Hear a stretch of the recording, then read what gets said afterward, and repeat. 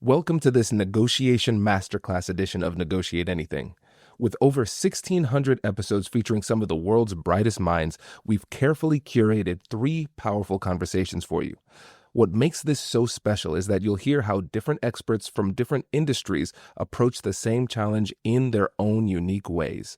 Our goal is to give you multiple perspectives so you can build your own unique style. Success doesn't look the same for everyone, and in this masterclass, you will see exactly why. Let's dive in. So, what is bluffing? Bluffing is a threat to do something that you don't plan on doing. So, let me give you a non negotiation example just to make it really clear. If I'm walking down the street and somebody says, "Hey, I'm going to punch you in the face," and I say, "No, you're not," and then the person says, "Yeah, you're right, I'm not going to do that," that would be a bluff. The person told me they were going to do something and they didn't follow through. Now, let's say same situation. They say, "Hey, I'm going to punch you in the face." And I say, "No, you're not." And then they punch me in the face. Then that wasn't a bluff. That was more like a promise. So essentially, a bluff is another version of a lie. So the reason why bluffing is effective is because it creates pressure on the other side. And in an effort to alleviate that pressure, the other side gives the bluffing party what they want. So, what are the dangers of bluffing for the bluffer? So, credibility is on the line. Credibility is established through consistency and follow through. If someone calls you on your bluff, you lose credibility, and that's bad. In order to be persuasive, you need to be credible. Your threats need to be credible. And also, your reputation is at stake too.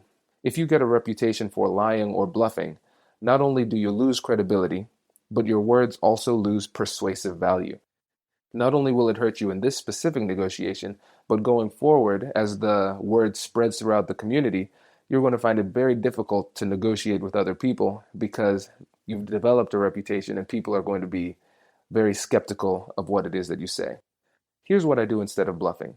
I can use a technique that gives me the exact same effect of bluffing without any of the consequences. I don't bluff, I offer warnings. And so, what is the difference between a bluff and a warning? When I warn people, I alert them of the ramifications of their actions. So, let's give an example here, another non negotiation example. Let's say I'm driving around the Grand Canyon and I am approaching a cliff, and I see a sign that says, "You are approaching a cliff. You should stop your car. If you don't, you will fall off this cliff." Now, did that sign seem hostile, aggressive, or unfriendly? No. Actually, it was closer to helpful. Now I am aware, oh, let me stop driving forward because if I fall off this cliff, I am likely to die. So, thank you, sign, for letting me know, for warning me of the consequences of my actions. So, how do I deliver this warning in a way that doesn't sound threatening? Because the result of a threat is hostility. When somebody is threatened, they typically respond in a hostile manner. They want to fight you as a result of the threat. So, how do I deliver this warning in a way that doesn't cause that fight or flight response in the other party? The technique I use is called the warning sandwich.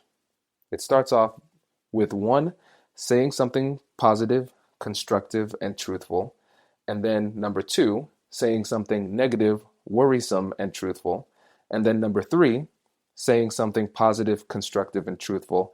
And then ending with an invitation to continue negotiations.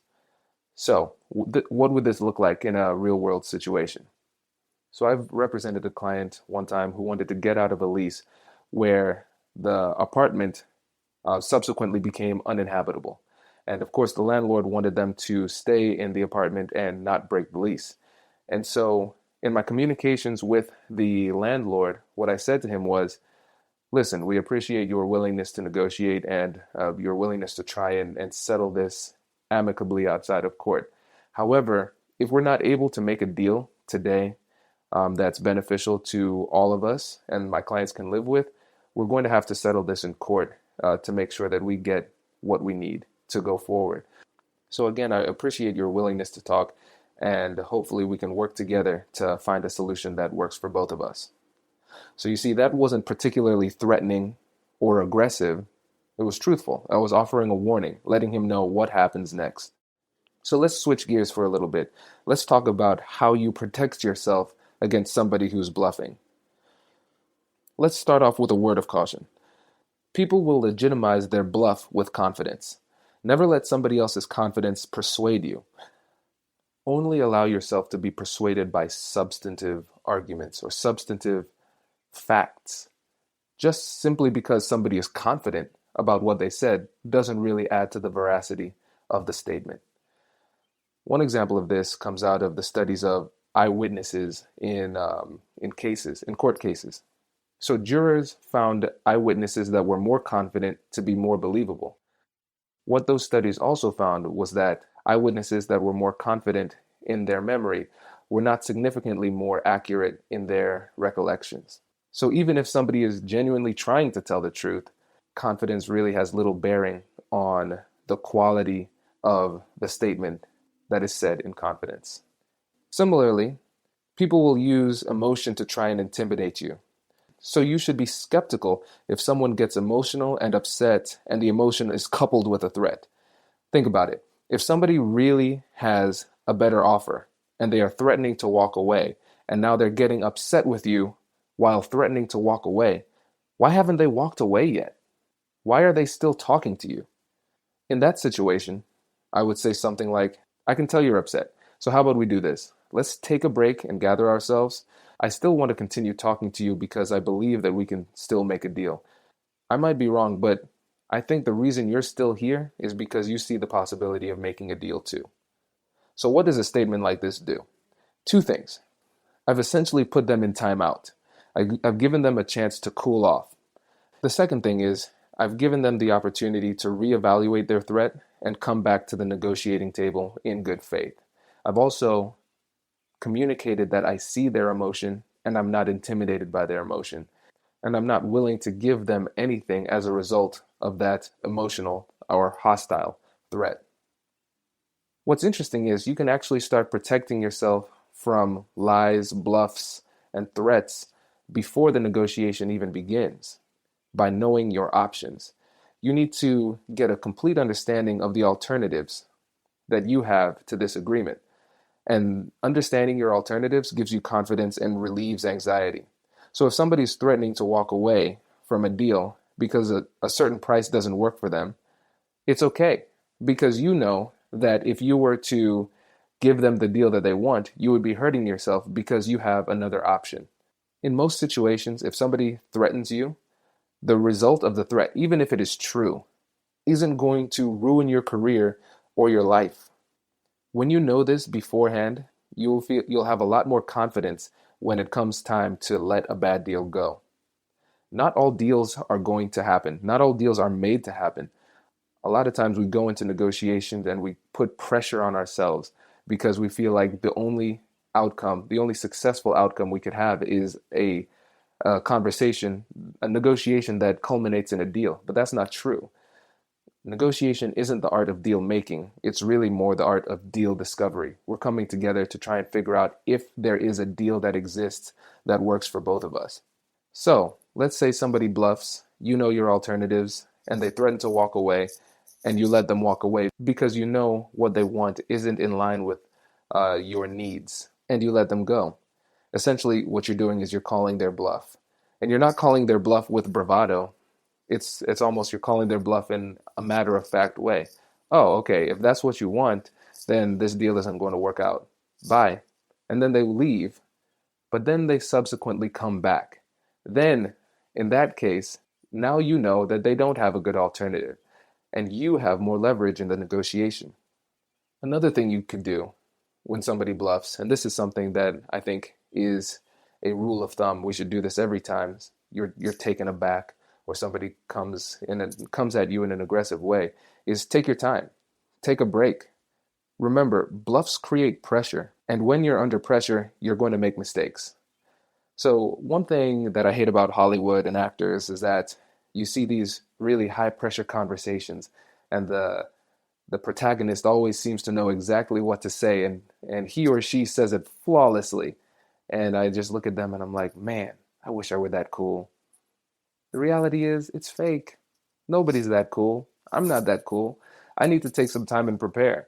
So if somebody hits me with a threat or a bluff that I wasn't anticipating, I'll say, oh, that kind of catches me by surprise.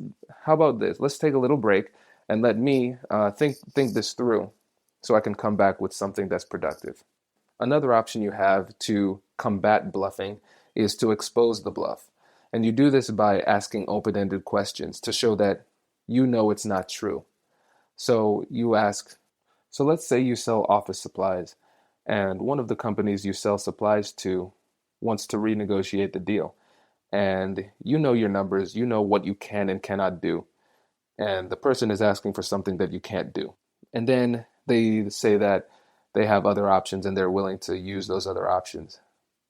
Then you could ask, oh, which other companies are you talking to? What deal were you able to get with them? Going deeper and deeper and deeper and trying to get more and more specific. And then once you get that information, then you could do your own research and see if that's true. This technique is a little bit more aggressive than what I would suggest doing, but it is an option for you. My personal favorite move is to ignore the bluff. Here's an example. Do you know why I don't talk to the ghost in my bedroom? I don't talk to the ghost in my bedroom because it doesn't exist. Why would I engage with something that isn't real?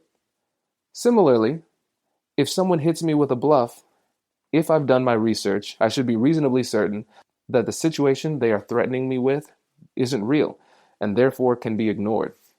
Also, the more you engage with a bluff, the more real it becomes. By engaging with a bluff, you're inadvertently giving it more credibility and power. So I just want to end with this. For me, negotiation isn't a game. It's not about sleight of hand or deception. It's really about two things. It's about creating an agreement that works for both parties and strengthening the relationship at the same time. If I'm ever in a situation where I need to be deceptive to make a deal happen, that is just a signal that that deal isn't meant to happen. Now, let's say I use deception to make a deal happen, and somebody subsequently finds out about that deception. Not only do I lose credibility, not only is my reputation hurt, but the second part of the overall goal of the negotiation, strengthening and creating relationships, is ruined because I've created a relationship where the foundation is built upon a lie. And no relationship can stand if the foundation is in shambles. And as entrepreneurs, it's really important for us to remember that the business relationships that we create are, without a doubt, our most valuable assets. That was the first part of today's masterclass. Up next, we'll hear from another expert with a different approach, giving you even more strategies to add to your toolkit. Let's keep it rolling. Dan, thanks for joining us today. Kwame, it's my pleasure, man. Thanks for the invite. No, it's a pleasure to have you. Listeners, make sure you check out Dan's LinkedIn page, just constant, high quality content. So I am super excited to have you on and share some of your brilliance with the audience. Oh, stop it. Yeah, but thanks so much for pointing them that way. We call it a listening tribe. It's free to join. It's free to stay. We just ask that you join the commentary, join the dialogue. Fantastic. Well, how about we start off by giving you an opportunity to tell the listeners about yourself?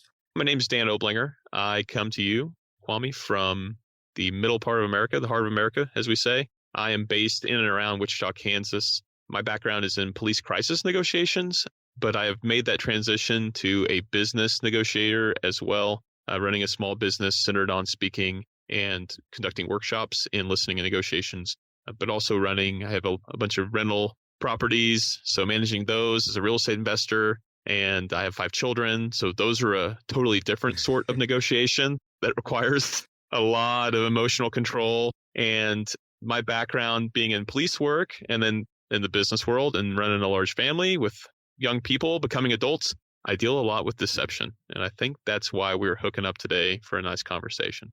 Given your background, you are uniquely qualified to talk about this. And I know there are 3 parts about the deception that you want to talk about, or 3 topics within it. How about you just give us that quick outline? Yeah, so let me preface it. I'll just preface it briefly by saying that the other thing that's going to come out as we talk is that my background prior to law enforcement was as a student of philosophy. So I studied to be a Roman Catholic priest for a time. My background is in ancient philosophy and ethics. And so you'll hear that. I think that's very useful when we talk about things like deception. So you'll hear that come out as well. And my academic training is that's one lens, right? But then being a street cop, working narcotics and vice, working gangs, working violent crime, and then becoming a hostage negotiator, doing that for about 10 years for a large metropolitan city here in the Midwest. This is what you know, is that deception is complex. It is a complex human behavior, and it's a dangerous human behavior. It's dangerous in a physical sense when you're a police officer, but it's really dangerous from the sense of lasting agreements and business relationships when it's in a corporate environment. So you have to have a complex strategy and some robust skills if you really want to tackle deception. And what I will say, and Kwame, I think you might agree, is most people don't. Most people ignore deception. Even if they recognize it, they just move past it because they don't know what to do with it. And it's like the elephant in the room, and it prevents us from having our best value in these corporate relationships and our best value in our personal relationships as well. So you need a complex system. Absolutely. So this is what I recommend. You got to prepare for it. You have to prepare for the likelihood that you will encounter deception when you're crafting an important agreement, no matter what you're crafting. You must listen well. Listening is the secret sauce, man. That's how you detect the deception. And that's how you manage your own emotions as you begin to suspect and then confirm that you're being lied to. And then the last thing is you need a really reliable and repeatable method to confront deception in a way that paints yourself as a very professional person who is not going to be lied to, but also gives them, it's a courtesy, right? It's a kindness to allow them to retract the deception and actually give you the truth. There's your 3 prongs, man. Prep, Great. understand you see it, control your own reaction to it, and then deliver a really deft, a really nice technique for confronting the deception and turning it into something that's actually useful. Deception can actually be a great thing, and we'll talk about that, I'm sure. Oh, that's fascinating. Okay, yeah, great. Well, let's talk about the homework and preparation, because that is something that we have harped on for a long time on the podcast. And I'm really interested in seeing how the preparation needs to shift slightly, or if it does need to shift slightly when we have that specter of deception coming up on the horizon. Great. So homework, and that's a nasty word in America for anybody that grew up and went to our schools, right? It's really important. You have to know what you know, and you have to know what you don't, and know the difference. So, if I'm entering a corporate agreement, I want to know as much as I can about the likely positions that my adversary, or I like prefer to say my negotiations partner, is going to adopt. I want to know as much as possible about the issue that we may be resolving or coming to consensus upon. I want to know whatever I can. This could involve developing a relationship and listening well to people that have similar arrangements with this entity that you're going to be negotiating with. It could be using open source, or even social media. A lot of companies put a lot out about their positions and about their values. You might ask, well, how do I know who they've had prior agreements with? Just get on their social media page and they'll talk about all these partnerships and collaborations, and reach out to those people and just get their perspective on your potential partner. Find out kind of how they negotiate, find out what they prefer, find out what some of their strategies or techniques might be. And again, if you develop a relationship of trust with these other entities, you might get some insight. They're not probably going to give away the farm, but they might tell you what it looks like.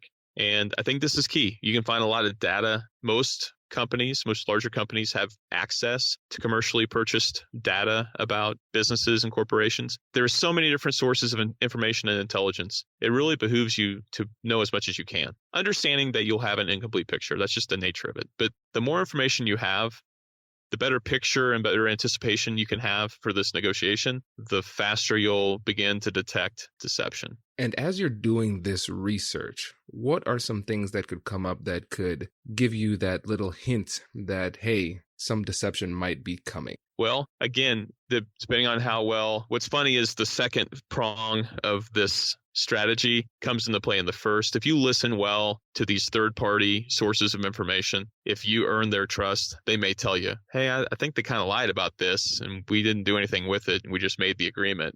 Or they may flat out tell you, we came to an agreement and then they didn't keep their word. So this would be signs of trouble, right? Ripples in the water, something that your radar should be on as you begin to enter this negotiation of your own. And I think this might be a good point to just let your audience know. Deception is a natural human reaction to stimuli, right? There are many, many reasons people lie. Just because your listening partner may have been deceptive in the past, or maybe they weren't 100% integral in their actions and their deeds and their words, doesn't mean it will be a deal breaker to negotiate with them, because that's a really common occurrence. It's so common that I'm glad we're talking about it. I think everybody should be interested in this topic. So you just need to be prepared for it. And doing your homework, developing your sources is very helpful to know what kind of risk you're coming into specifically to deception.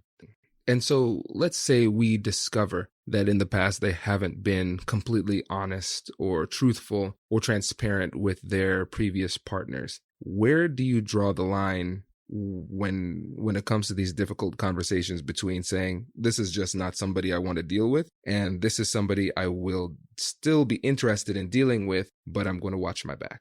Two things I would look for, again, as you're developing these sources, as you're looking at your data and comparing it to, how they behave. One, is this the exception or is it the rule? So in other words, frequency. Frequency is really important when we look at behavior. So if everyone you talk to has a similar experience with this entity, with this corporate entity or this person, that's a problem. This is how they do business. Some cultures, I will tell you, if you detect that it's a cultural thing, like they're expected to lie to represent the positions of their company, that's a problem. If it's just episodic, sometimes deception is not even deception. It is a difference in perspective or perception. Maybe it was miscommunication in the truest sense. Like one person thought an agreement meant one thing and they didn't do a good job of hammering it out and getting it on paper. And the other group or partner or person thought it was something else. So this is one thing is you might be talking to the source who's like, I'm doing exactly what Dan said, man. I'm developing my Coast Watcher network here on these folks. And all of a sudden somebody says, yeah, I felt like they lied to me. And you're like, aha. And then you leave. Like that's the end of it. And you're like, all right, now I know. Dan said, now I know they'll probably lie to me. No, you need to dive into that story. Okay, why do you think that you were lied to? Tell me the circumstances. Like, what was your perception on this? And then what happened and what led you to believe it? And what were all the behaviors? And you have to get the whole story to know how applicable that information, that knowledge becomes to the situation that you're creating now with this new negotiation. The other thing, so that's frequency. The other thing's magnitude. Like, how big of a lie is it? And I'm not one to just whitewash small lies, but it does make a difference on whether you're going to do business with them or not. If one part of a 10-part agreement didn't come true, if they represented one position out of 7, and you learned later that wasn't correct, that's a pretty small magnitude. But if consistently everything they said they were going to do, they don't, that's a big magnitude problem. A big lie is not a big problem for them. And again, that should give you pause. And there's no bright line, but if there's a high frequency and high magnitude, maybe we don't get into bed with them, That makes sense. No, that's really, really helpful, I think, for the people who are in the business world. And that's the tough part when it comes to these difficult conversations. There typically isn't a bright line. It's always a personal determination, and it's going to be different every time. And when it comes to doing the homework and preparing, one of the things that I always tell my students and the people in my workshops is that when it comes to deception, I think about it kind of like bullying on the playground. So imagine if you have a bully who's a third grader. That bully is going to bully other third graders, second graders, first graders, and kindergartners. But that third grade bully is unlikely to bully an eighth grader. And it's simply because that bully doesn't think they can bully the eighth grader. And so sometimes if we do our homework and we can somehow demonstrate to the other side that we are prepared and they can't take advantage of us in that way, it makes us less likely to be taken advantage of in that way. They'll be less inclined to try to deceive you. I agree. And we'll talk when we get into kind of the second part of this strategy, or the second part of these, this complex system to deal with deception. I think it's important to note, deception is an aggressive behavior. You could say a bullying activity. It's kind of an imprecise term, but I think that's really vivid for people. They get it. And this is the thing about bullying behavior, or those kinds of aggressive human behavior. And you've given a really nice anecdote to explain it. That third grade bully is going to keep bullying. He's going to increase frequency and magnitude, and he's going to start expanding the target pool until what? Until he meets a natural barrier to the behavior. Until somebody says, and that's why he can't go bully that eighth grader, because they're not going to tolerate it. Probably the fourth graders, just by virtue of that difference in authority, denomination of authority, they're like, I'm not going to get picked on by a third grader. But a second grader, like you said,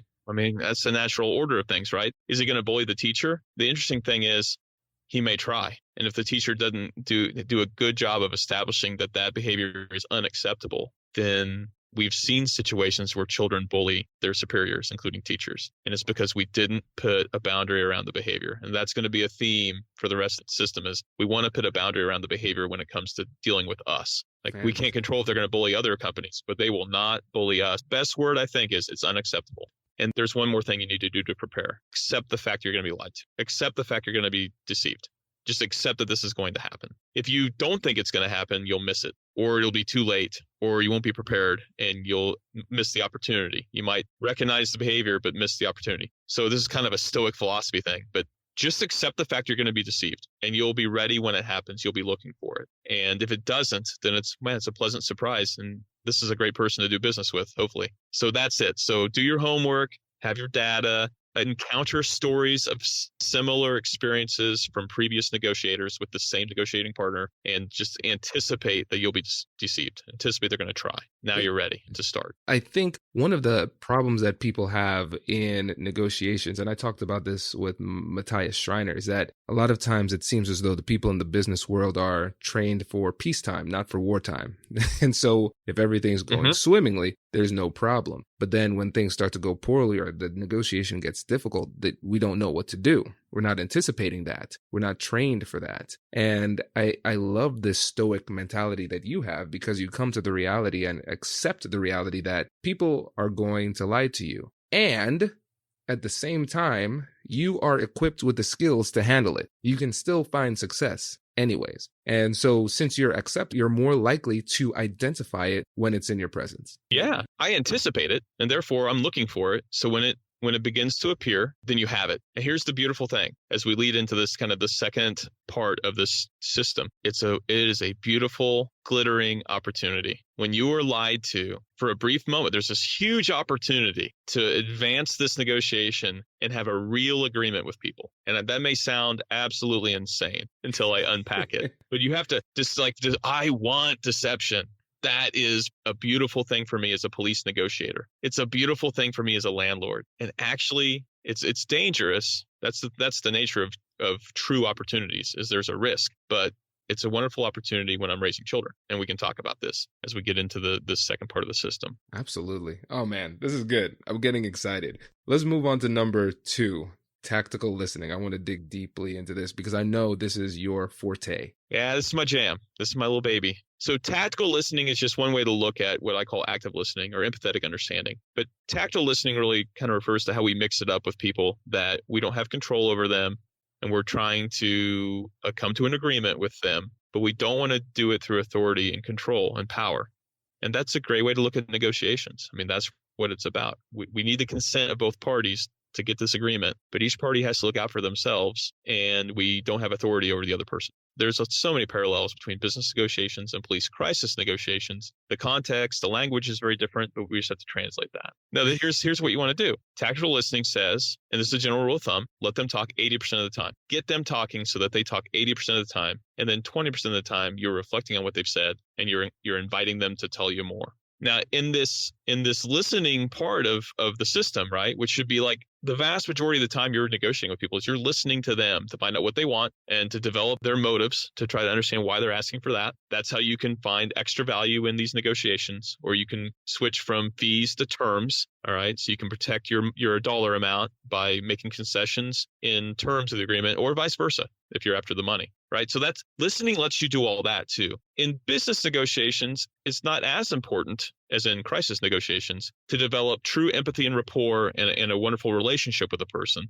That is not as important, but I still think it is important. And the reason why is number 1, you're less likely to attempt to deceive someone that you love. You're less likely to attempt to deceive somebody that you trust and respect. So in the process of listening, we also earn trust and respect. But the other nice thing that happens is if we're practicing tactical listening, we're asking big, hairy questions, huge value questions. They're open-ended. They invite the story of the negotiation. They invite the story of the position. They invite the story of the interest, which are all different things. They invite the story of the perception of your negotiations partner. If I asked you, Kwame, will you honor this agreement? Yes or no? How can you answer? You have to say yes. Yes. Yeah. Or you could say no and not be deceptive if you didn't intend to, but nobody's going to do that. They're going to say yes. How easy is it to lie and say yes when it's actually no? It's super simple. If I know it's no in my heart and you're like, you're going to do this, right? And you're like, yep. Are you ever going to detect deception? Oh, that's a No. really But what good if you point. said, hey, describe to me how you're going to fulfill this part of the agreement?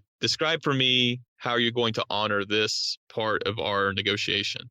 For instance, describe to me how you'll deliver this by next Friday as we agreed. What's that going to look like so that I can assist in the process? And they're like, well, right away, we've got a problem. It's not concrete in their mind. They're making an agreement without having the facts. So again, this is how deception begins to surface. It's not going to be, it's a yes and they say no, it's purple and they say blue. What happens is you develop a sense they're not confident in their ability to deliver on the agreement. And you should ask more probing questions that are still open-ended and inviting the story. They're non-accusatory. They're non-judgmental. We're not ready to confront the deception yet because we haven't drawn it out into the open. That's the key part of tactile listening. It draws the deception out into the open. If deception's an animal, you want to see the whole animal. I think it might be a beaver. Okay, but how big is the beaver, right? I mean, this is trying to use an analogy. You want to see the whole beast you're dealing with before we go to that last step of confronting. So listening, asking great questions, reflecting upon their answer, inviting them to tell you more.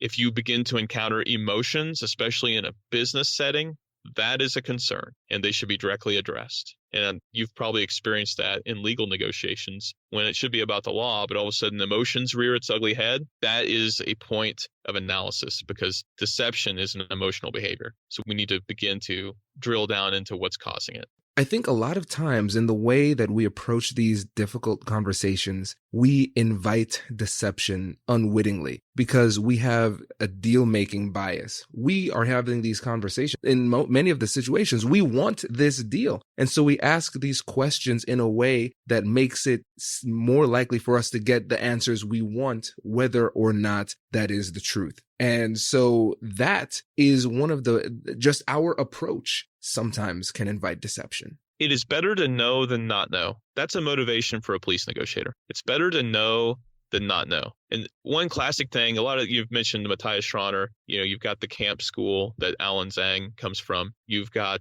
certainly Chris Voss and his work. Like they talk a lot about this is if you were to negotiate with me and we all just said yes, yes, yes, yes, yes, that's not a negotiation. If we haven't found the boundaries of yes, if we haven't found the boundaries of value, then we haven't negotiated. No is likely true. And if all your negotiation partner says, yeah, sure, yes, yes, yes, then they're probably lying because they're not representing their interests accurately. A yes is a problem. Like that's where I want to ask more questions to see if it's really yes. When I hear no, boom, that's a foundation usually of truth that we can build an agreement upon. So it concerns me two things, when they just say yes, and also when they don't have a plan to carry out the agreement, or they don't have a plan for the future with you and your company, because that tells me they're being disingenuous. So those are the questions I love to explore when I'm working with individuals in a crisis negotiation. Do you have a plan for next week? No, that's a problem. You're telling me that you don't want to hurt yourself, but then you're telling me you have no plans for the future. This is a problem. And so it's deception. We have to begin to explore it with listening. Non-judgmental, big questions that require them to tell stories. It's much harder to lie in stories, and it's not just yes or no. All right. I think there's one thing that is really helpful. As you're listening to the story and it's not making sense, as you're listening to the story and examining it from the basis of what you learned when you did your homework, and you begin to realize, this doesn't add up. We got problems. I think this is deception. There's a really critical tactical listening technique, active listening technique that applies, and that is paraphrasing. And you must understand that commonly when people deceive others, when that bullying activity comes into the playground, they don't respect you and they don't trust you, and it may not be their fault. So look at it as behavior that's trying to communicate to you, I don't trust you, I don't respect you. And then this is where it gets dangerous. Because, if I told you that, Kwame, I don't trust you and I don't respect you, how do you not respond emotionally to that? That's an emotional trigger for anybody that has any kind of self-respect, right? And you can't. If you practice tactile listening, you'll realize people are trying to tell you, I don't trust you, I don't respect you. And instead of responding emotionally, ask more questions. Reflect upon that, and even ask them if that's true. You can paraphrase it by saying, it seems like you don't trust us yet. And they may tell you, yeah, we've never done business with you. And they may unpack that for you. And that's incredible insight into what might be motivating deception. And a couple things that I want to kind of dig deeper on, because a few of these were drive-by gems that I really want to make sure that the listeners caught. You said it's harder to lie in stories. Can you expand on that? So one technique we use when we're investigating crimes is we try to have a chronological series of events. And what I try to do, practicing tactile listening within the context of an interview, I don't just say this happened and then this happened and this happened, right? Tell me the story, man. Tell me about the story of your evening that led up to this event. And they tell the story. And it's much harder to provide a vivid and rich deception as opposed to a simple white lie kind of one word deception. When it should be no, and you say yes, that's simple. When I'm like, tell me the story, and there is no story, it's a fabrication, only about 1%, 2% of the population can just off the bat just give you this rich, deceptive story. It's just we're not wired for that because stories are based on our reality. Like it's based on our memory and our experiences. And it's really hard to fudge all that. So stories are the best way. What's really interesting is there's a technique where you have people tell stories in reverse, and it's even harder for people to lie if they're trying to go in reverse. If something happened in the past and you're asking them about it, if you ask them to go reverse chronological, it's nearly impossible. It would take, again, a sociopath or someone like that to be able to pull that off, in my experience. So there's some literature on that. It's a technique that I've found to be useful. It's not as applicable to negotiations, but it just tells you the importance of storytelling. Right. And just out of curiosity, because I've heard that too when I was at school getting the psych degree, it made sense to me, but practically speaking, I wasn't sure how to pull that off in a conversation without it sounding offensive. And like you said, it's less applicable in the business world. But in your experience, just out of curiosity, doing the crisis negotiations, how could you get the person to tell the story backwards? Would you explicitly ask that question? In a criminal investigation, you could. We don't use that in negotiations very often. It's something more for when we're trying to figure out something that happened in the past and the perceptions and knowledge of the person that we're dealing with. You get the story one way forward and then you can go backwards the second time around. So in a negotiation, it's not as relevant. We try to really focus on the now. So not as relevant. Gotcha. That makes a lot of sense. And one last point before we move on to the other one. You said it was deception is often an issue of a lack of trust and a lack of respect. And in a few of the previous episodes, we talked about establishing trust and building trust in the other party, but we haven't talked about respect. And I feel like that's a little bit more of a nebulous concept. And so in your experience, before we get to these difficult conversations, how can you earn the respect of the other side?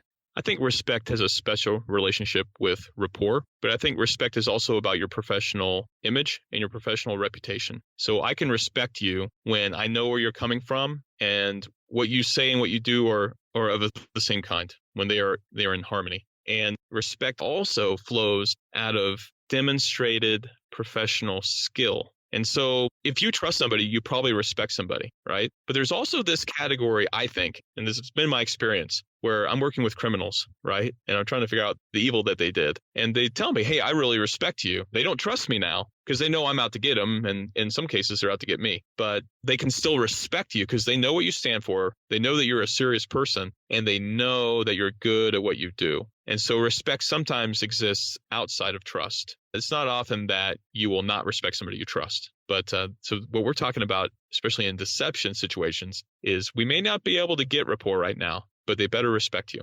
That's brilliant. No, thank you for that. And before we move on to the proven strategies, is there anything else you wanted to address with regard to tactical listening? Become a student of listening. If you're an active listener, people will have less opportunities and also feel less empowered to lie to you, especially complex, debilitating kinds of lies. Because if they know that you're about inviting stories and you're not going to ask them yes or no, they're probably just going to go with the truth. That's easier than trying to fabricate a really robust lie. So if you develop, again, that reputation, the professional reputation for being a really good listener who makes it about them, who is inviting stories, you're going to attract, I think, a higher level of negotiation partner. And that's nice. Perfect. Good deal. Alrighty. And I know there's a lot more you want to talk about with tactical listening. So you are definitely going to be a repeat guest. So stay tuned for that invite. So let's move on to number 3. Tell us about these proven strategies. This is the simplest of the 3, I think. And you have to keep it simple because this is going to be really hard. And the reason why is something you already mentioned, and I've seen it several times with your guests, is we desire consensus. Like we desire harmony.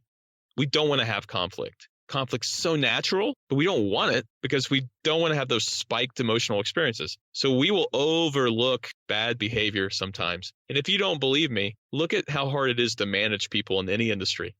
We all know the performance problems that people on our team have, but how often do we want to have that conversation? So there's that. So this is the thing. Once you've done your homework, and as you begin to listen and invite stories and weigh what they're saying against what you already knew, and once you really draw that animal out into the clearing, right, you see the size and shape of this deception, you must be firmly committed to directly confronting it. And this is why. Because you want that respect, and this is how you get it. People will probably start fudging the numbers and the data and some minor details, saying yes when they mean no, and they're testing you. And like the bully, they're going to test you, and they're going to keep pushing that deception boundary out. And if you let them, they'll eat that whole agreement up. They'll gobble it all up, and all the value will be gone. That's the nature of deception. So at some point, once you're comfortable that you've listened long enough and you kind of see the size of the deception and you've done your homework, then it's time. You have to be firmly committed. And this strategy I've found to be the best. Because to this point, we've not been confrontational, right? We've not been judgmental. We may have suspected there's deception, but we're drawing it out. So we're going to continue to just use good minimal encouragers and good questions and just say, okay. But at some point you have to say, Kwame, you said that you would do this, but then you did this. Or you might say, Kwame, we agreed that this would happen, but then you did not do it. Whatever the deception is going to be based upon some observation. This is the time to reveal your observation. It might be that, I did my homework and I knew this, and now you're saying this.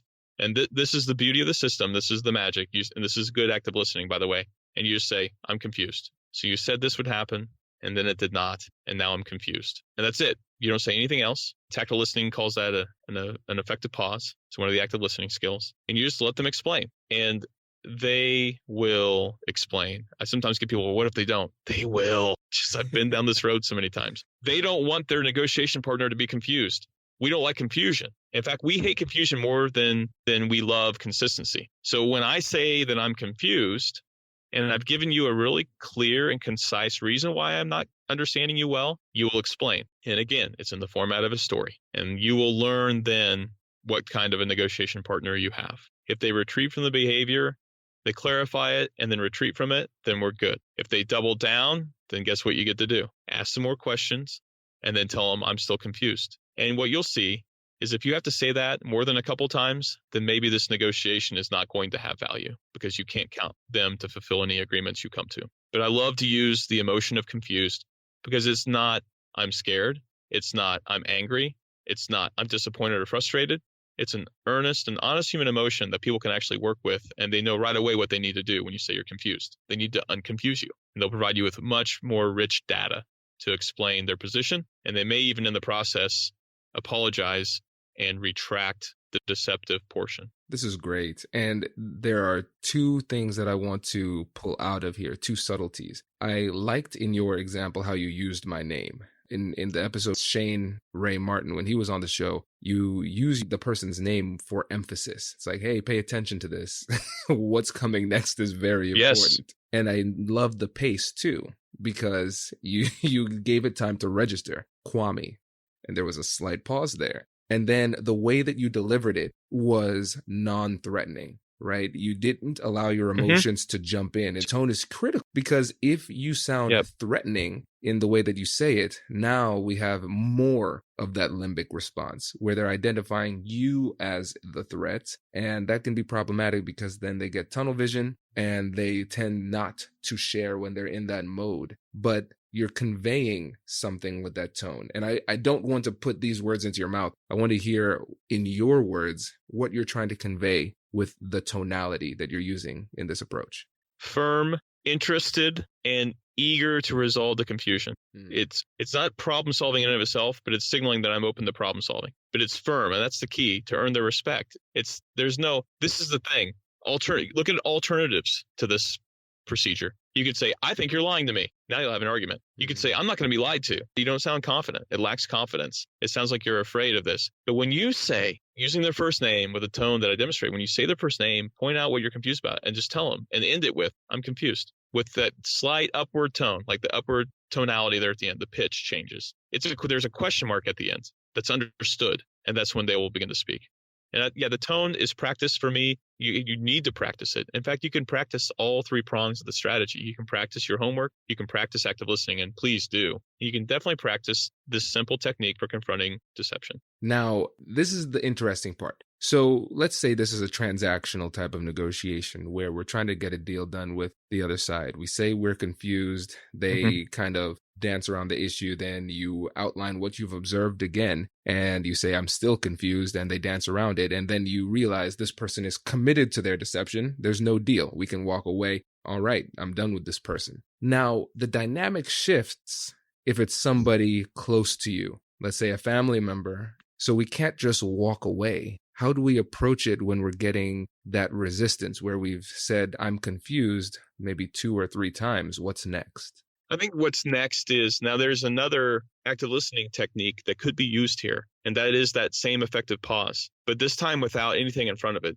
This time you're not going to say that you're confused and then pause. Anytime they bring up that same deception, if they're insistent upon it, and you, again, have made a principled decision that this is not true, then you just do the effective pause. And this is pretty extreme, but we use this as hostage negotiators. When somebody does something that's not appropriate and they continue to do it, sometimes we'll instruct the primary, or if I'm the primary, I will not respond to that. Anything else, I'll engage with one of the more positive active listening techniques. But when they go back to this deception, you still look like you're engaged. You're still there. You're giving them attentiveness, but you're not responding. And what the message there is I'm a professional and I respect you, but I don't respect that statement or that behavior. It's not productive. I'm not going to waste my time with it. So please give me something else that we can discuss, or please give me something else that we can agree to. But it's done with silence. And that makes it a fairly extreme technique. I would prefer to say you're confused and have something to work with. But if they will persist in the behavior, then we will stop engaging that specific behavior. What's interesting is they discover really quickly that all the other things they want to discuss are still open and on the table. And so then we'll start discussing things that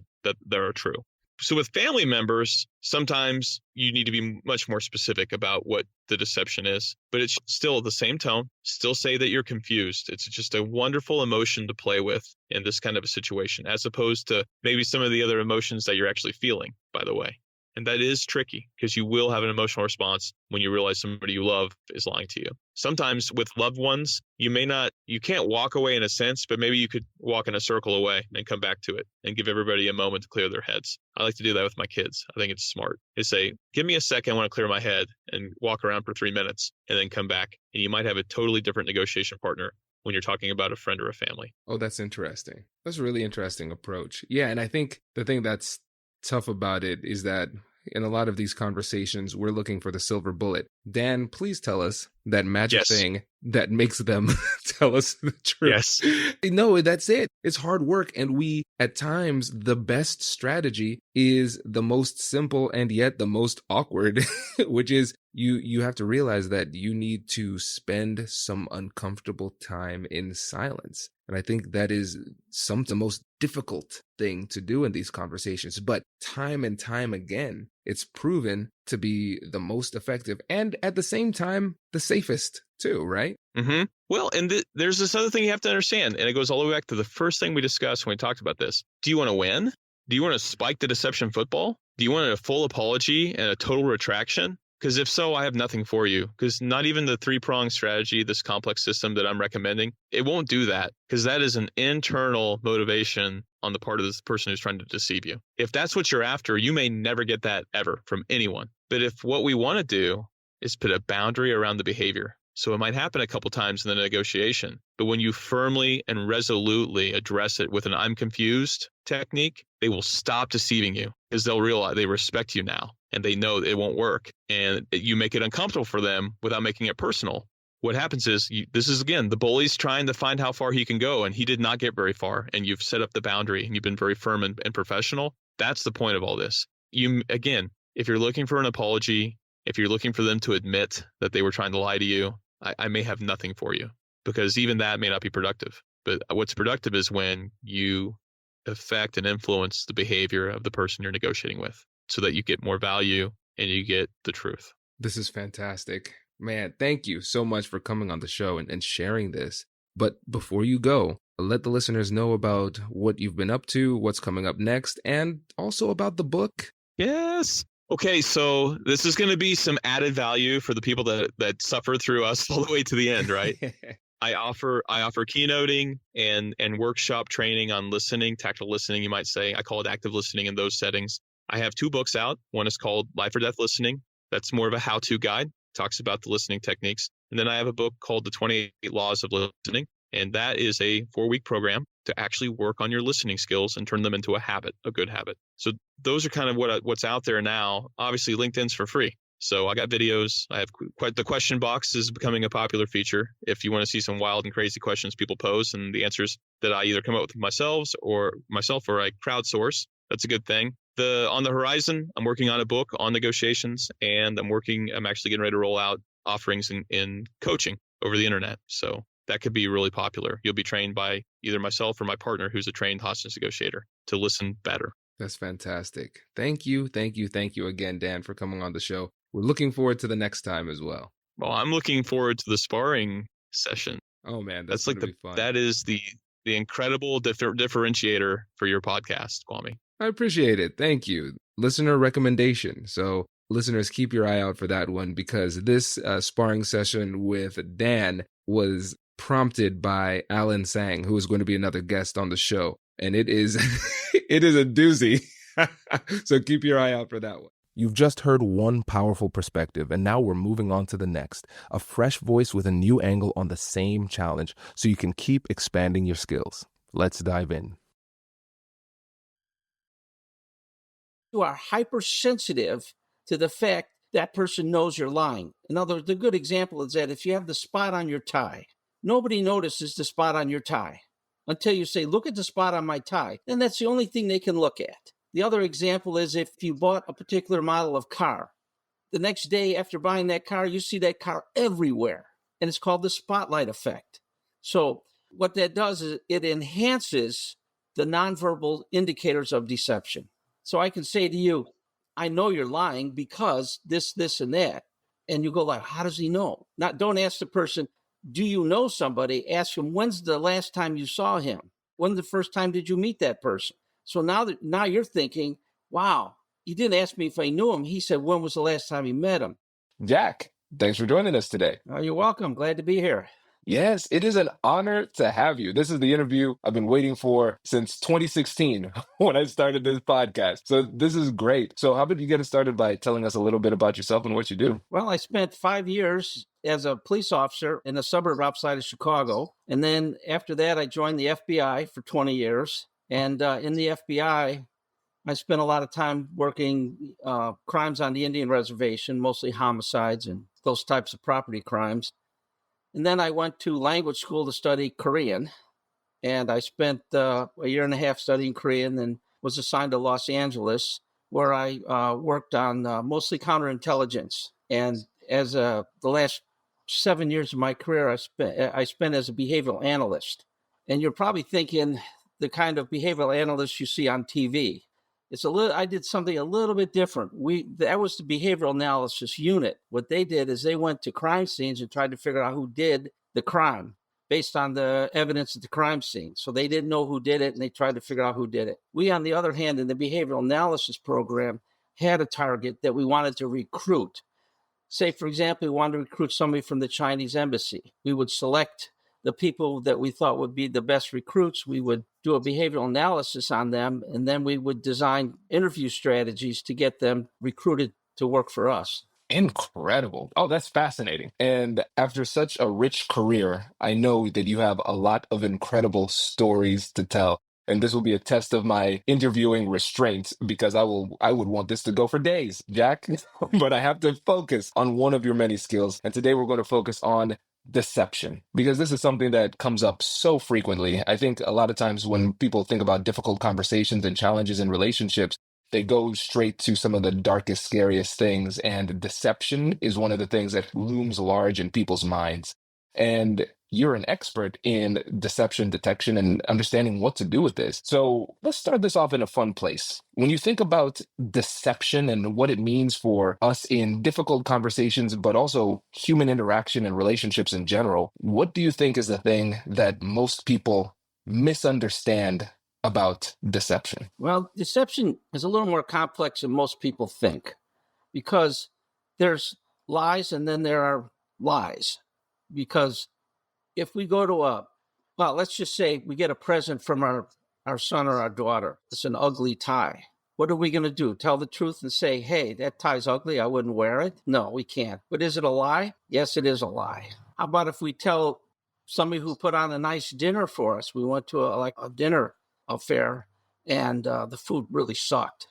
What are we going to say? Hey, I had a great time, but the food sucked. Next time, make it better. So is that a lie? Well, technically, it is a lie. So we have to kind of discern. In essence, I guess what we're looking at in a lie like that is we are just acknowledging the person's efforts that they perform for us. So the effort of buying the gift or providing the food. So we're actually acknowledging the effort. So technically, it's not a lie. A lie, I think, is defined as it's an intentional act to deceive somebody else. And the emphasis is on intentional, because a lot of times we say things not intentionally, but because we don't know what we're talking about. And that is that a lie? Well, it's not technically, by my definition, it's not a lie because we didn't intentionally want to deceive somebody else. Now, if I did something wrong and you borrowed $10 from me and I went back to ask you for $10 and you said, no, you never gave me the $10. I never asked for the $10. Now that's an intent to deceive. That would be a lie. That's the definition is where we have to start from. Yes. Oh, I like this. It's really important because when you think about that, a lot of those are kind of social lies, the things that keep the world spinning. If everybody were to tell you exactly what you thought, everybody would be broken relationships would fall apart instantly. So I think that this is a really important distinction.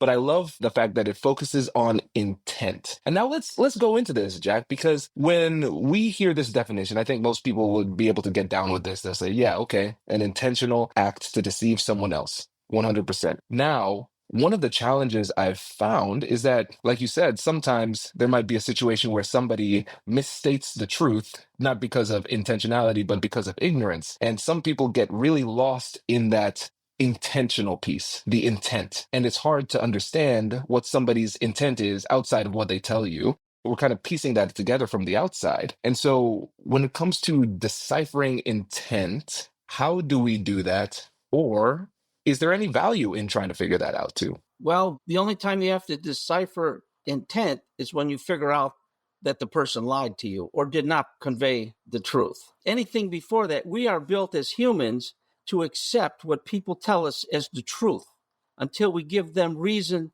to doubt what we say. So the only time we would look for intent is if we have some reason to doubt you're telling the truth. And then we get into deciphering a lie. But the basics for lie detection is when people lie, there's a fear of getting caught. Now, if I lie to you and I think that you may catch me in a lie, then what engages is the fight-flight response. And the fight-flight response gets us ready to run away or gets us ready to fight. And obviously, in most social circumstances, in even criminal interview situations, it's difficult to fight the police or fight your friends or run away because it's kind of a giveaway. You know, he ran away. He's not telling the truth. So we have to sit and we're in this fight flight response, and that gets our body ready to fight. And we have a lot of energy and a lot of, our heartbeat goes up, our respiration goes up, our begin to sweat, and we can have all this energy here. So what do we do with that energy? We have to dissipate that energy somehow because our bodies are looking for homeostasis or equilibrium. And so what our bodies try to do is to return to equilibrium. So all the stress that we built up because of the fight-flight response, we have to dissipate that. And a lot of times it comes out in finger tapping, toe tapping, fidgeting hands, fidgeting fingers, pacifying gestures. And you can now begin to pick up those nonverbal signals that come from or stem from the fight-flight response. So that's what we're looking for. That's the first way. The second way is cognitive overload. When liars lie, they are fully cognitively loaded. In other words, what I mean by cognitive is their mind is fully occupied on that lie because they have to pay attention to what they said, what they didn't say, what they left out, how their verbals are going, how their nonverbals are going. Not only that, they have to monitor the lie target to find out, is that person believing me? Is he buying off on my lie? So we're fully cognitively loaded. And so what you want to do to test for that deception is to add cognitive load to the person. In other words, here's what I would ask you. If you're accused of committing a crime, and I would say, do you really want to get away with this? And your initial reaction is yes. And then I'll say, that's why I'm here to stop you. Then you say, no, no, no, I don't want to get away. Well, that's why I'm here to stop you. Truthful people say what? Get away with what? But because their brains are so cognitively loaded, what our brains do is when we're faced with two options, when we're fully cognitively loaded, faced with two options, the brain selects item A or item B. It doesn't go beyond that because of efficiency, because there's no more room to think about those alternatives. So that's what we look primarily: fight, flight, cognitive overload. This is brilliant. And Jack, to be honest, first thought that came to my mind when I heard you talk about this is, damn, I don't want to lie ever again. I started to get stressed out when I heard you describe the experience. It just seems horrible because you're absolutely right. Because as much as we try to hold back our emotions, a lot of times there's going to be a lot of emotional leakage, especially if it's coming from someplace as visceral and carnal as the limbic system. It's really hard for us to hold that and hide it. It has to escape in some kind of way. And the cognitive load, I did not consider that because it's pretty easy to remember the truth. What happened, happened, and then you just recite what that is. But if you're trying to first understand what the truth is and then create an artful deviation from the truth and then keep track of everything that you've done, that's incredibly heavy. It's almost like the straw that broke the camel's back. You ask that question and then it's kind of like a mental malfunction that happens under that pressure. Yeah. And what you're describing is something we call the spotlight effect. In other words, you know you're lying. The person you're talking to doesn't know you're lying, but you are hypersensitive to the fact that person knows you're lying. In other words, the good example is that if you have the spot on your tie, nobody notices the spot on your tie until you say, look at the spot on my tie. Then that's the only thing they can look at. The other example is if you bought a particular model of car, the next day after buying that car, you see that car everywhere. And it's called the spotlight effect. So what that does is it enhances the nonverbal indicators of deception. So I can say to you, I know you're lying because this, and that. And you go like, how does he know? Not, don't ask the person, do you know somebody? Ask him, when's the last time you saw him? When's the first time did you meet that person? So now you're thinking, wow, he didn't ask me if I knew him. He said, when was the last time he met him? So that causes you to go, maybe that guy knows more than he's saying. Maybe he knows the truth and I don't know. And if I lie, and so you see that the spotlight enhances that, the nonverbal that you display. Yes. Okay. So this makes a lot of sense. So let's just bring it back to this moment again where you asked that question. First of all, the way that you asked that question, the sentence formulation is exquisite because a lot of times in negotiation, we talk about the power of open-ended questions and everything, but we don't really go down deeper beyond the surface. And this is a really good example of one of the biggest concerns that I personally have when it comes to asking closed-ended questions is that it makes it exceptionally easy for people to lie to you. It's easy to say yes and no. And oftentimes there's a very clear right or wrong answer. Any parent out there who says, hey, did you do your homework? The kid might just reflexively say yes, because I know that's the right answer. Oh my goodness, I lied. It was a reflex. And so by asking the question in that open-ended format, it gives more of a narrative response and gives you more of an opportunity to see inconsistencies in the story and see more of those indicators and gestures that show deception. I'll give you one tip. When you're talking to people or negotiating with people, what you want to do is use what I refer to as elicitation. In other words, you want to get that person to tell you the truth before they have a chance to lie. And what you want to do is create an environment where that person tells you the truth without them realizing that they've been telling you the truth. In other words, if I ask you as a businessman, we're competing for a particular contract, and I tell you, I say, sir, I understand that your company doesn't have the capacity to deliver on the amount of product that the buyer wants to buy. That's a presumptive. It's not a question. And you're automatically going to say what? No, I think we can deliver. I think we just put on a new a line, a manufacturing line to anticipate this contract. Now I'm thinking, wow, okay. They have the capacity. I say, but your G&A, your general overhead and administrative costs are probably running around 15, 18%, which puts you out of the bidding. And then you'll say, no, we're a lot less than that. You see, so you're telling me the truth without what? Knowing that you're telling me the truth. And you can use this in real estate. My wife and I were looking for a house. We knew it was in a flood zone. It flooded every, 100 years or whatever, those zones.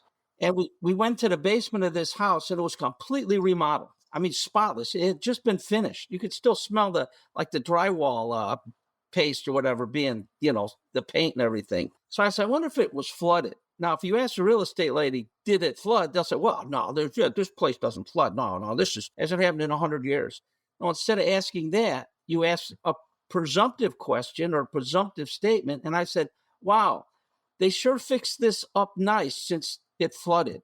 And she says, well, yeah, they went to extra special this and that. I said, doggone it, it's flooded. So we excused ourselves and left. So there's different ways to detect lies, but that presumptive question, it's not a presumptive question, it's a presumptive statement. It's either false or true. And people have a psychological need to correct others. They have to correct it. Like if I say you're from, I think you said you were from Ontario. No, I'm from Columbus. Oh, okay. See, There you go. why did you feel the need to correct that? They're compelled to correct other people because psychologically it puts me above you because now I know something and you don't. Our egos can't handle that. So you see how the presumptive works. Jack, this is great. And one thing I love about elicitation, besides its power, is that it is outside of law enforcement and counterintelligence. It is not very used out in polite society for civilians, right? We don't use it at all.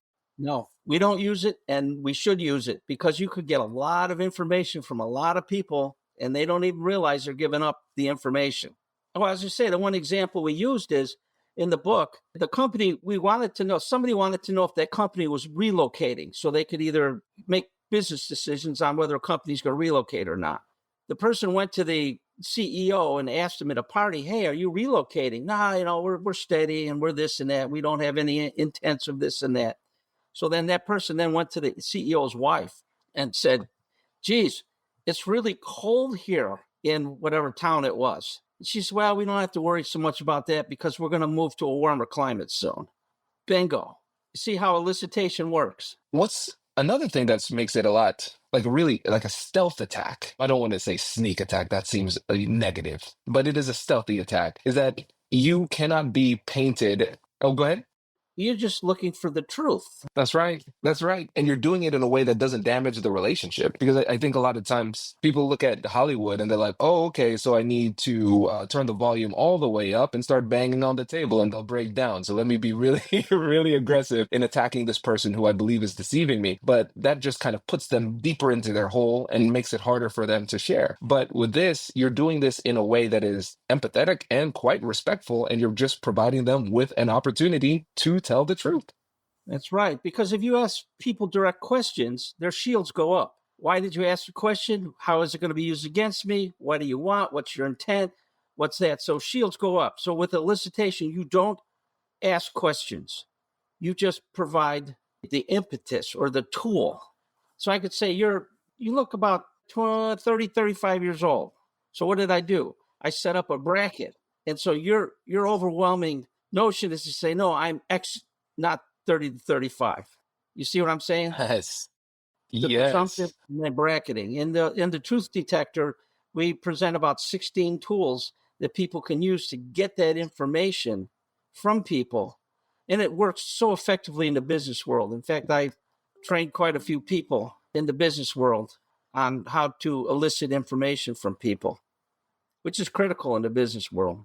Absolutely. I mean, at the end of the day, negotiation is an information game. We're going to win and lose on the quality and quantity of the information that we have. And a lot of times, I think it can be very scary to negotiators who have a lot on the line to recognize just how little they truly know about the counterpart or the situation. Because if we're talking about a big publicly traded company, there are due diligence things that we can do. But when it is a privately held company, everything with a lot of them, we can see it's smoke and mirrors. With every year, there's some marquee fraud that was the darling of the media, right? And we see high-level people being deceived because they don't have these tools and they don't have the curiosity a lot of times too. Yeah, I'll give you one more tip if you're interested. I got all the tips, Jack.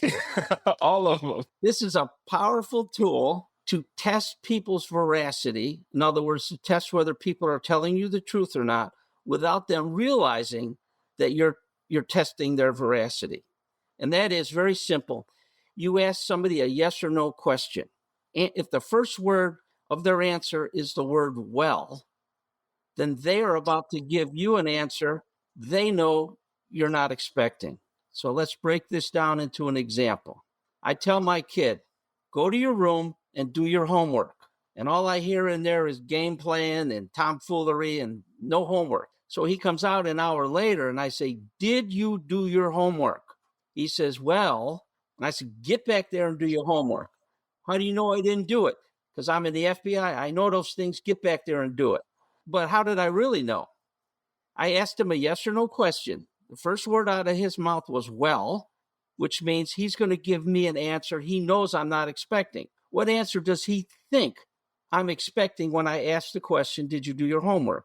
And that would be, yes, Dad, I did my homework. If he answers with the word well, it's anything but yes. Anything but yes is no. So I'll ask my boss, am I getting a raise this year, boss? Well, that means no, you're not getting a raise. Can I have that day off? Well, no, you're not getting the day off. Now, this is different than if you said, who's going to win the Super Bowl this year? And you go, well, that's a thinking well. It has to be a yes or no question. So you can test people like, are you going to do something or other? And you go, well, the answer is you're not. Because the answer you think I'm expecting is yes, I'll get it for you. I'm going to ask you, is that project going to be done by next Wednesday by the deadline? And you go, well, and I go like, no, you're not even close. Because you're expecting, the answer you think I'm expecting is yes, sir, it'll be done by Wednesday. When in fact, if you say, well, it means no, it's not going to be done by Wednesday. And I know that well ahead of time. Then I could ask you, well, I'll say, what do you need to help that project along? That way now I can know that you're lying to me. And I can now say, what do you need to help finish by Wednesday? What kind of resources do you need? Can I give you more? And that gives you an opportunity to say, yes, sir, I would really like this, this, and that. Okay, we'll get that for you. Just get it done by Wednesday. Because I know you lied to me. But I'm not going to tell you lied to me. I'm just going to know you lied to me and then take action. Oh, this is big, Jack. This is big because again, this is where a lot of people make mistakes because they treat this in a very combative way where, hey, I just won. I know you're in the lie. I caught you in the lie. Haha, liar, right? But you said, no, I don't call them a liar. We move on and work to solve the problem. Why don't you do that victory dance? Because it's not about me. It's about getting that project completed on time. It's about enabling you to feel good about you so that you will complete it on time. If you complete it on time, then you will complete more assignments on time because your confidence increases. Our rapport between you and I increases. I don't have to tell you you're lying. You know you're lying. But it's all about ego, right? The reason we say you're a liar, you won't have it by Wednesday. What's that going to do? Are you going to be more or less likely to complete that by Wednesday? Probably less likely. But if I say, what more do you need? If you need anything, you let me know. We'll give so-and-so, if you let me know what you need to finish it. And you'll go like, okay, boss. And you'll tell me and I'll give you the resources and you'll say, wow, he's a good boss, right? Yeah. And that's a real win. Yeah, it's a win for both of us. And now the next time I ask you to do a project, you're more likely to voluntarily put your best work into that effort because you like me, you're working for me, you know I'm giving you the resources you need. Although you had to lie to me. That has been noted. I think this is great because I think what's really encouraging about this is that when you think about the negotiation fundamentals of collaborative negotiation, we're trying to work together to find a solution in most cases. And we want to try to be empathetic and not be unnecessarily combative. Those same principles still apply when deception is at play here too. Because we're trying to say, all right, yeah, we're staying in that same mode. Because our goal, number one, here's how you get people to like you. And it works 100% of the time. If you want people to like you, you make them feel good about themselves. The example I use in class, when I teach at Western Illinois University and my students, I'll say, if a young man goes to a young woman and they have a conversation and he makes her feel good about herself, I ask the young lady, what are the odds that you're going to want to go back and meet that young man again? They go, well, they're going to increase quite a bit because I want that same good feeling. The thing is, you have to make the conversation about the other person, not about you, but the other person. And the way to do that is to form an empathic statement. hear about the empathic statement. You used the word a number of times so far, but how do you construct an empathic statement? Well, here's the simple construction. You start out with the word so you.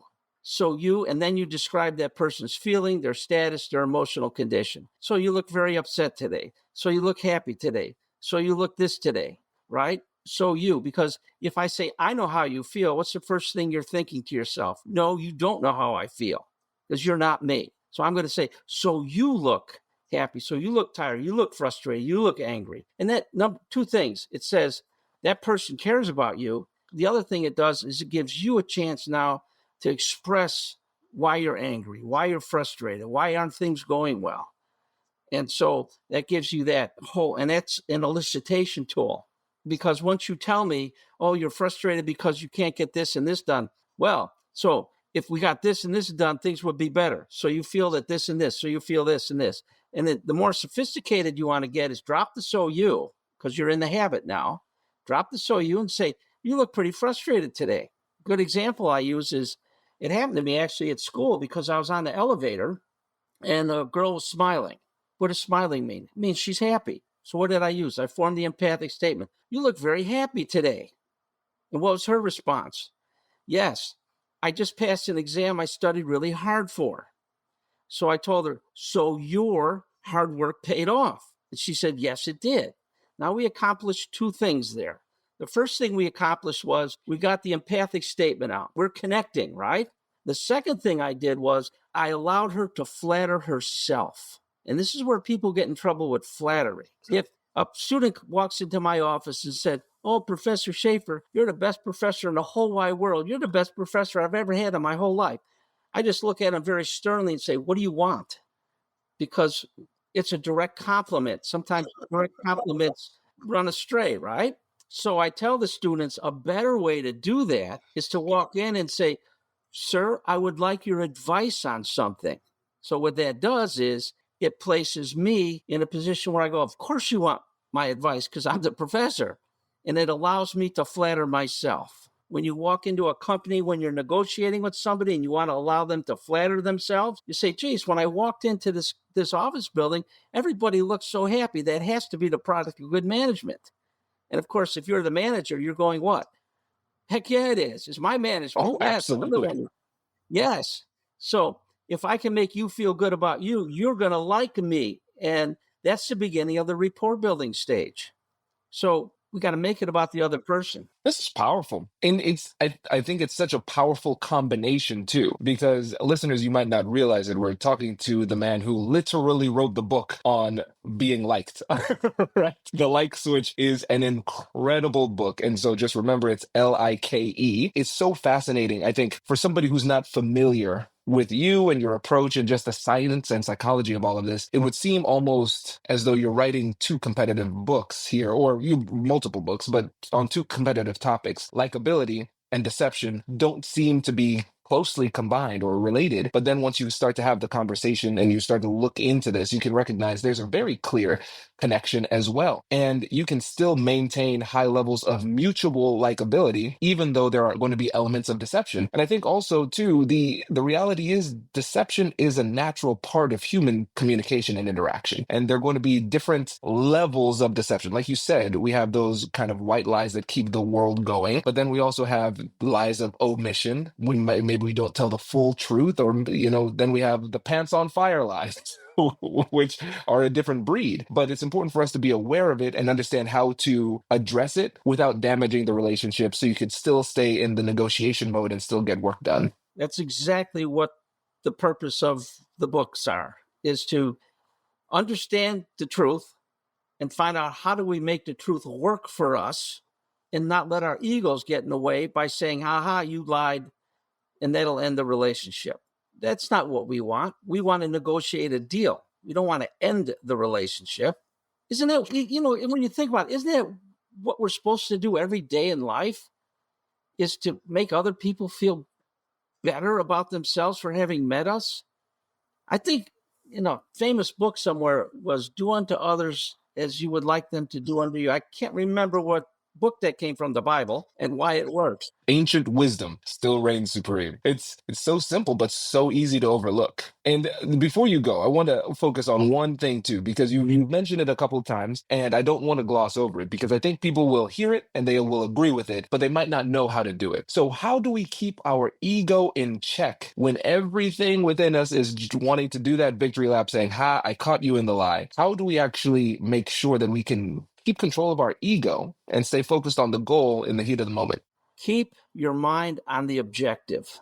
The objective is to make a deal, not to spot your competitor or your client or whoever you're negotiating with as a liar. That's not the goal. The goal is to make the deal.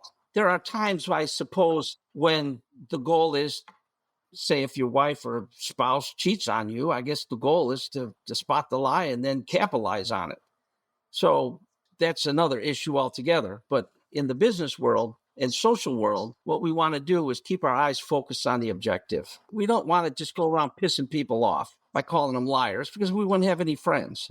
So our goal is to know, you lied to me? Okay, fine. We can deal with it because I've lied to other people. So let's try to work that into a positive instead of a negative. What I call is pivot to the positive, because a lot of people come up. We have neighbors and even our in-laws would say, my kids are way better than your kids because they do this and they've achieved this and that and the other thing.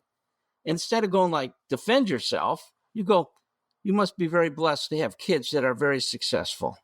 And that stops it. You pivot to the positive, and you divert the attention away from your kids and being defensive. Just say, you're very fortunate to have good kids in your life. So you pivot to the positive. Well, this is incredible because I think the sign of a brilliant insight is that it seems positive in hindsight. And when I think about those times where my ego has been inflamed and it has led me to do or say the wrong thing at the wrong time, I've recognized if I would have just kept this in mind to pivot to the positive when I start to feel that, then we would have been able to dodge all of that. So it's funny because, again, even that saying is an example of the power of the approach. Because when we were thinking about how to control the ego, I'm thinking about the ego is out of control, put it in a cave, like bury it, put it away. And you're saying, no, you don't need to attack the ego. You just need to focus on the positive, and that will orient you to the right behavior. That's incredibly powerful. Yeah. I should let you know I blog for Psychology Today magazine, and I've got like 171, 75 blogs now. And it deals with a lot of tips, techniques, and insight that we've talked about today. So if anybody wanted to go back and review some of the topics, most of them that we covered are on addressed on that Psychology Today blog. Amazing. Yes, we'll link to that in the description. And then, of course, all of your books and all of the work that you've done. Jack, you are a legend in the industry. So I really appreciate you taking the time to join us. Well, we're starting off the year. You're interview number 2 for the year. So maybe before you go, what parting piece of wisdom or advice would you give people? Truth, words are the building blocks for truth and justice. So choose your words wisely. That is great. This is an example of my restraint. I'm not going to go down that rabbit hole because we'd be here for another hour. Jack, thank you so much for joining us today. Really appreciate it. You're welcome. I enjoyed it. Professor, that I was listening to the episode and I really want to know how to deal with omissions, not only with deception, because when someone lies to you, okay, you feel hurt and okay, that person is lying to me, so I have to be careful. But with an omission, that person, I don't know if that person is actually lying to us, because for themselves, they can say, oh, no, I'm not lying. I'm just omitting things. So how to deal with that? Well, here's how you deal with that. That's called a verbal technique to detect deception. When people lie by omission, they lie to the point where they want to withhold information. They withhold the information and then they continue with the truth. It's kind of like a road going to a river, and you have to have a bridge that goes over the river, and then the road continues. So in grammar, this is a little complicated, but in grammar, there's something that I discovered was called a text bridge. Whenever we lie by omission, we have to use some kind of grammatical device to bridge that gap over the river, so to speak, over the lie, the withheld information. And I discovered there's about 7 words that people typically use to bridge the withheld information. And the word that most people use is "and then." So if you were to ask me, what did I do this morning? I would say I got up and then I took a shower and then I had breakfast and I came to work. I'm withholding information by using the word "and then." So what we discovered is when people withhold information, truthful people and deceptive people use text bridges. But deceptive people, you focus on the incident itself. Where were you between 1 o'clock and 4 o'clock when the bank was robbed? Well, I drove to my mom's house, I went to my friend's house, and then I came home. Well, that and then tells you where there's missing information. Now, you have to ask yourself, am I interested in that missing information? Yeah, because you might have been robbing a bank at the time. But now, if you ask me, what did you do? I got up and then I took a shower. Are you interested in all the things I withheld? Like I disrobed, I got in the shower, I turned on the hot water, the cold water, I got the soap. You don't want to say all that. Are you really interested in that stuff? No. So you have to make a decision if you want that information. And then there's a technique. What it does is it's like you're drilling for oil because it tells you where the oil is probably at.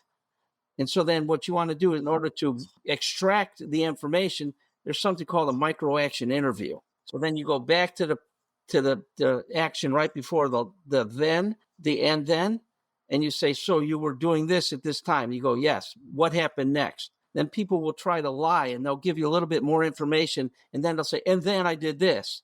So then you go back to the and then again, and they'll give you a little bit more. And as that gap narrows by you asking what happened next, they get kicked into the fight-flight response. Then they start emitting all these nonverbal indicators of deception. And so then you start seeing them fidgeting, say, aha. So then you use the empathic statement for your presumptive. So you feel very uncomfortable about this, about what you're talking about. And so then you'll get to, yes, I am uncomfortable. I would be uncomfortable too if I did the evil deed that you just did. That's so good. And that's a great question, Simone. Brilliant question. So you can work verbals and nonverbals both at the same time. So I not only know that you're lying by your nonverbals, I listen to what you're telling me, and I can tell you're lying to me by withholding information. Unreal. Yeah. So there are going to be benign reasons for using a text bridge. Yes. Because you might want to overlook things. But then if you have to be savvy enough to understand what's an important topic, ask the questions and then pay attention to the text bridges there. Yes. Man, that's good. We have to use these text bridges because that's the way our grammar is hardwired in our brain. There's some ways you can defeat it, but it's very difficult to defeat it because we're hardwired to bridge information gaps. Yeah. Jack, you know what's funny about this? Because every time I think about just any type of engagement, I'm thinking about, okay, here's a move. Is there a counter move to that? So if there's a liar who's listening to the podcast, what would they do? And say, okay, how do I avoid this and that? And I'm recognizing, going back to your point about cognitive load, I mean, that's I don't even know how you would counter these in terms of concealing the deception, because a savvy interviewer will just ask different questions in different ways. And it's hard for them to keep track of everything. Yeah. And I'll give you another cognitive overload technique. And that is, you tell me a story and I'm going to say, I've just met you. I don't know whether you're telling me the truth or not. So why should I believe you? And what should the person say? Well, I'm a good person. Well, good people lie. My mom taught me not to lie. Okay, that's fine, but that's not what I asked you. I said, why should I believe you? The answer is because I'm telling you the truth or some derivation thereof, right? So that's very benign. You could say, hey, why should I believe? And I use this all the time with people. Why should I believe you? I don't know you very well. Why should I believe you? Well, I'm telling you the truth. Okay, thank you. Or why would I lie? And I say, I can think of 1,000 reasons why you would lie. To get over on me, to take advantage of me, to get a deal that's good for you, not for me. I could think of 1,000,000 ways, but that's not the question I asked. I said, why should I believe you? And if you ask that question twice and they don't tell you because I'm telling the truth or some derivation thereof, then the probability of a lie goes way up. You know, it's funny. The saying, the truth will set you free, is having a whole different meaning to me now, because I'm thinking about somebody sitting in the chair in front of you. Oh, it would be like torture. This is like mental torture. It is like, torture. Let me just be good. Not because I want to be good, but because it is too much stress being bad. Well, I'll give you one last thing. I'll leave you with this, and that is what I call the land of is. And I don't know if you remember President Clinton. about, have you had sex with that woman? No. What's the meaning of is? If is means this, then it's one thing. If it means that, it's another thing. So here's the technique. I named it after that. That is, if you ask a person a yes or no question and they don't answer yes or no, because if they answer yes, they're in trouble. And if they answer no, they're in trouble. So where do they go? They go between yes and no, which is the land of is. And that is where everything gets tangled up and obfuscated and, double entendre and innuendos and just gobbledygook, right? So if I say, did you do this? And you say, number one, you'll say, well, that solves that problem. Well, I wasn't able to get around to it because of this, and that, and the other thing. And I said, no, I didn't ask you that. I asked you, did you complete the assignment? And if they say, you got to understand that I was pretty big. No, it's either yes or no. If you don't answer yes or no, you're lying to me. Yeah. Especially if you start your sentence with the word well, which people most of the time they answer well, and then it'll take you to the land of is. And you could stop after well. But the key is you don't tell people how you know they're lying, because then they will change their speech pattern. That's why you got to be quiet. So if you say, I say, is this truly going to be edited in to make me look good? And you go like, well, I go like, we got a problem. See, because it's got to be a yes or no question, right? You're right. And then I'll come back. If you give me some kind of gobbledygook, and I'll say, well, why should I believe you? If you say you're going to make me look good, why should I believe you? It better be because I'm going to make you look good. Because if I look good, you look good. If you look good, I look good. It's part of a mutual thing. I go, okay, he's probably telling the truth. You see how it works with the derivation? So I can run through a series of these questions to determine whether you're lying to me or not. And you don't even know if I'm testing your veracity, because I'm not telling you. Oh my gosh, it's so good. Because again, thinking about counters, no, it's like you're either screwed now or screwed later. It's just a matter of time before the truth comes out. I just thought of something else that you probably would like, and that's called a lip purse. That's a small outward movement of your lips, like the fish lips, but it's very slight. That means you have just formed an idea in your head that is in direct opposition to what I just said. Yeah, I see that in school a lot. I'm giving a lecture. I see a student lip purse. I say, you don't agree with what I just said. Well, how'd you know? I'm in the FBI. I know these things. No, it's because of the lip purse, right? Now, the trick is, if you go to your boss, and I often went to my boss, I need money for this, and that, this project or that thing or whatever we're working on. I talk about all the benefits and all the upside and the downside and this and that and the other thing. And all of a sudden I get to, well, boss, it's going to cost us X amount of dollars. And I see the lip purse. And what has he just said? In his mind, he formed an opinion. No, we're not spending the money on that, no matter what the benefits and everything is. So the trick is, you want to get your boss to change his mind before he has a chance to articulate no. If you articulate no, there's something called the psychological principle of consistency. If you say no, you're going to stick to no, because that's what you articulated. So I'm going to say, boss, this is where elicitation comes in. Boss, I'll bet you're thinking it might be a little too expensive, but let me explain to you how that cost is going to be an added benefit on the overall project.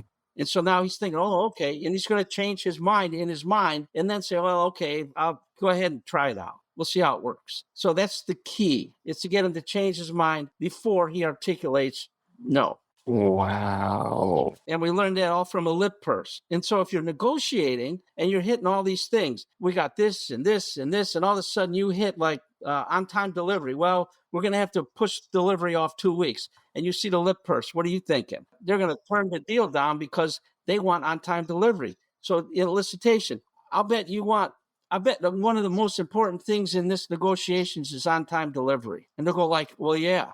See, now you've uncovered the problem and you can change their mind. You can say, well, tell you what we can do. We can add an extra shift. We can do this. We can do that. We can guarantee that the product will be in your warehouse on time. So it's almost like a silent negotiation you have with them because they've verbalized a cognitive no, even though they've manifested or shown Non-verbalized the cognitive no. non-verbalized. That's right. It hasn't been verbalized yet. And you want to make sure you can stop them from verbalizing it. So you use elicitation to get them to respond to something else. And then you address that before they plant their flag in the ground to say, yeah, The psychological principle behind that is where we make decisions, we experience a certain degree of anxiety. Think about when you had a decision to make. You were anxious. There's a certain amount, maybe a little, maybe a lot, depending on the consequences of your decision. So when you make up your mind, you go, no more anxiety because the decision is made.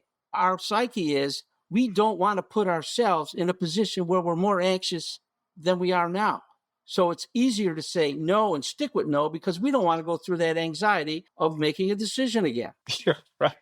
Wow. So if you're in a negotiation and you see the lip purse and then you see their body get kind of like very relaxed, would you interpret that as they've kind of checked out, they've said no, and they're sitting here to kind of be polite, potentially? They have, as long as they don't say no, you got a chance to change their mind in their mind. I would say, looks like you're pretty comfortable with that, but let me explain to you the nuances of this particular item, yes, no, product, or whatever. Let me talk about this. You may think it's a little more expensive, and then you say the goodwill that you give people and this and that and the exposure and this and that and the other thing, and they go, yeah, maybe he's right. And so then he may say, well, all right, how about a trial? Can we do a trial period for this product or this? And they go like, well, all right, we'll do that versus no. Right. You see how that works? I don't have any concrete examples I'm working with, so I'm kind of... No, this is great. We're tracking. This is amazing. This is amazing. Yeah, I think it's also very interesting. This is just kind of a broader point, just how, and I'm guilty of it too, how infrequently negotiation experts talk about deception. We talk about asking questions and then we almost pretend as though every single answer we get is just said with complete veracity. I feel like it's almost like a bit of malpractice to not address that. That's good.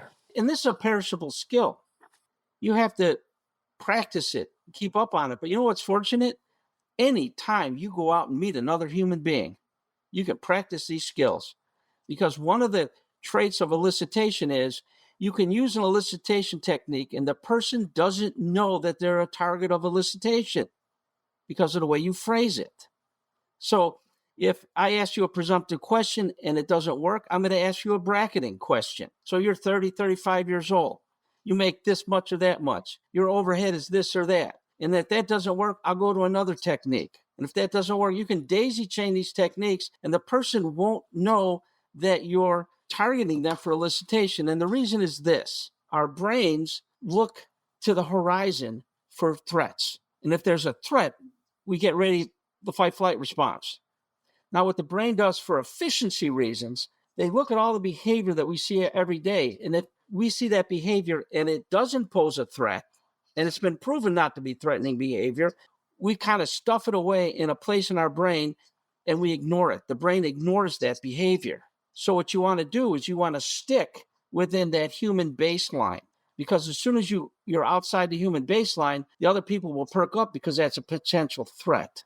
So when I just ask you a question, that's outside the baseline. So I'm not going to ask questions. I'm just going to use presumptives. I'm going to use bracketing, elicitation, oblique references, empathic statements, because that's all within the human baseline. They don't even realize that you're doing it. Allow people to flatter themselves. See, people don't recognize that. They automatically flatter themselves. But if I say, like, you're the best professor I've ever had. Yeah, what do you want? Yeah. Right? Yeah. Goes back to that example. A better way, if you're a salesperson, is say, geez, we have a new product. I'd like your advice on this. And a book salesman actually came into my office and said, hey, buy this new book. It's better than the one you have now. Well, you just disparaged me by saying that my choice in books sucks, right? Which this is getting off to a bad start, right? So I told her, I said, stop right here. This is not the way to approach professors. She said, well, what do you mean? I said, they have big egos. You know that? Oh, yeah, I know that. I said, so work it. She said, well, how? I said, ask for their advice. So I want you to leave my office and come back in and say, hi, professor, my name is so-and-so. I'm from such and such publisher. I'd like your advice on this book. I said, oh, let me take a look at it. So I actually read through the book there and I said, this is a better book than the one I'm using. I'll start ordering the book from you. Wow. So who made up their mind? I made up my mind. She didn't force me. She asked for advice. That made me feel good because, of course, she's going to ask me for advice because I'm a good professor, right? And then when I'm reading it on my own mind, I'm going like, well, this is a better book. I'm still using that book to this day. And that publishing company said, geez, can you do a training session for all our salespeople? Unreal. This is so good. So you see how you can use these techniques in the business world, the social world, not only police work and espionage and terrorism, but across the board. I appreciate you. Thank you. Thank you. Thank you. All right. This is great. Hope you got something of value out of it. Oh my gosh. Yes. Right. More than you could ever know. If you have any questions, Jeff. email me. Or do I have your email address to send you that book? I'll ping you an email because I know you and Yeah. Simone have been in touch, but I'll email you too. All right. Perfect. All righty, my Talk friend. later. Great meeting you. I'll see you. Bye.